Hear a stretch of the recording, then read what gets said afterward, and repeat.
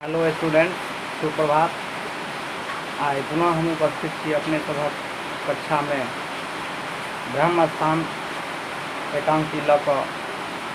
एही एकांकी के अंतर्गत जे हम सब गोटे एहिसँ पहले पिछला क्लास में पढ़ने रही जे ब्रह्म स्थान एकांकी में जे प्रथम दृश्य रहे, वही प्रथम दृश्य में जे नुनू बच्चा सुगिया आ मखना के बीच जे वार्तालाप होइ छै, गप होइ छै, एहि गप से यह देखबा में आबै छै जे सुगिया एकटा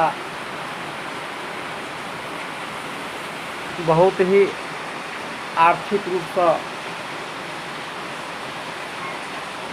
विपन्न रहै छै। सुगिया के परिवार एतेक रास ओकरा पैसा कौड़ी नहीं रही छै जे अपन बालक के, अपन बच्चा के, मखना के इलाज बढ़िया से बढ़िया, पैघ से पैघ अस्पताल में करा सके। आ से नहीं भऽ पाबै छै। एते धरि जे सरकारी अस्पताल में जाइ छै, ओतऽ डॉक्टर और कंपाउंडर सेहो भेदभावपूर्ण व्यवहार करै छै। और बच्चा बाबू और सुगिया के जे बीच वार्तालाप होइ छै, और वही वार्तालाप के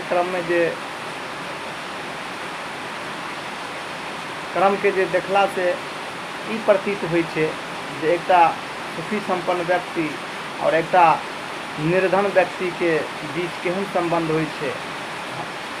सुगिया आश्रित रहै छै नुनू बच्चा के, एतऽ काज करै छै ओही पर, मुदा की करतै, ओकर बालक बीमार रहै छै और नुनू बच्चा के पानी चाही, ओकरा एतऽ पानी जे है से पहुँचनाइ जरूरी रहै छै। एही तरह जे है से एकटा सुखी संपन्न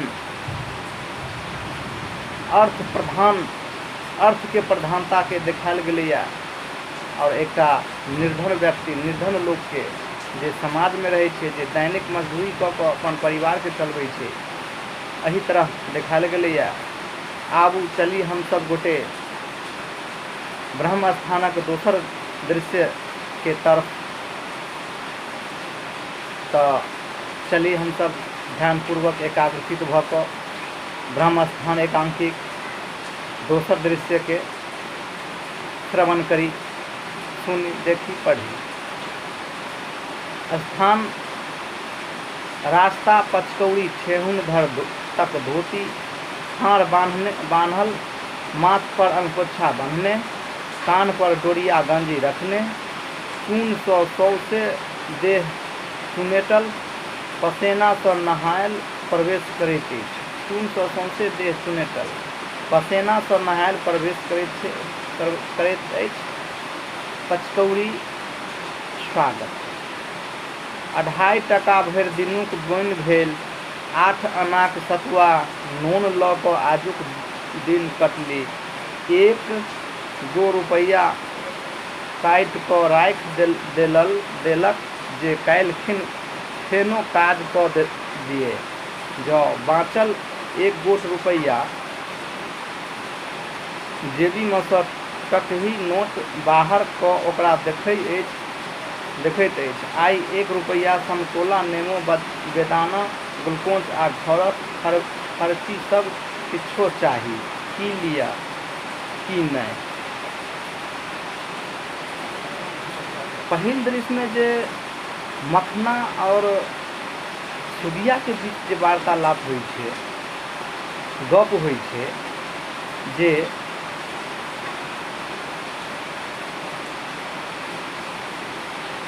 ग्लूकोज, बेदाना, नेबो, समतोला के संबंध में यह प्रसंग एतऽ देखबा में आबि रहल छै जे 1 टका मात्र बचै छै, और 1 टका में ये सबटा सामान केना भऽ जेतै, यह सोचि कऽ पचकौड़ी जे सुगिया के पति छथिन और मखना के पिता, ओ आबै छथिन तऽ हुनका जे मजूरी भेटै छनि, ओहिमे वही दिन का खर्चा काटि कऽ मात्र 1 रुपैया बचै छनि और 1 रुपैयामे ओ देखै छथिन कि केना हेतै ग्लूकोच, बेदाना, नेबो, समतोला। ओ सोचै लगै छथिन। हुनका अंदर एकटा प्रश्न बार बार खड़ा भऽ जाइ छै कि 3टा 4टा आइटम छै, 1 रुपैयामे केना हेतै, संभव नहीं छै। देखियौ आगे की करै छथिन। पचकौड़ी किछु काल सोचबाक नाट्य करै छै। 2 आना समतोला आ 2 गो समतोला लऽ ली, एगो अखनी खायत आ एगो काल्हि खिन। अर्थात ओ सोचै छथिन, एकटा हिसाब किताब बैठबै छथिन जे 2 आना के समतोला लै छी 2टा, तऽ एकटा आइ खायत और काल्हि एकटा। बाँचल 12 आना घेउआ, एहिसँ अपना सब ले खेसारी, लल्लू की मखाना ले ग्लूकोच। मखाना के 18 दिन भऽ गेलै, आइ ग्लूकोच कीनी लै छी। कुछ दूर आगे बढ़ैत फेर थमकि जाइत छै, मुदा मखानाक माइयो तऽ आइ हरि बाबूक ओहिठाम जाइके पलखैत नहिए भेटैत हेतै। ओ बेचारी बाट तकैत हेतै, बिना कुछो खैने पीने ओहो दिन राति मखानाक सेवा कऽ सकतै। अपनो कुछ खयबाक नहीं तऽ काल्हिखिन फेनो चूनक बोरा उठा सकब। नहीं, आइ मखाना ले 2 गो समतोला लऽ लै छियै, काल्हिखिन सँ 3.5 गो रुपैया भेटतै। बरू काल्हिए मखाना ले ग्लूकोच आ बेदाना दुनू ले जेबै। पचकौड़ी के जे देह में पूरा चूना भेल रहै छै, एहिसँ ई स्पष्ट होइ छै जे पचकौड़ी चूना गोदाम में काज करैत रहै छै। मुदा ओ अपने आप में सोचैत रहै छथिन जे बेचारी सुगिया, हुनकर पत्नी, ओहो एतेक रास परिश्रम मेहनत करै छथिन अपना बालक के पीछे, बालक के लेल, और ओहो खाना खाइ छथिन कि नहीं खाइ छथिन।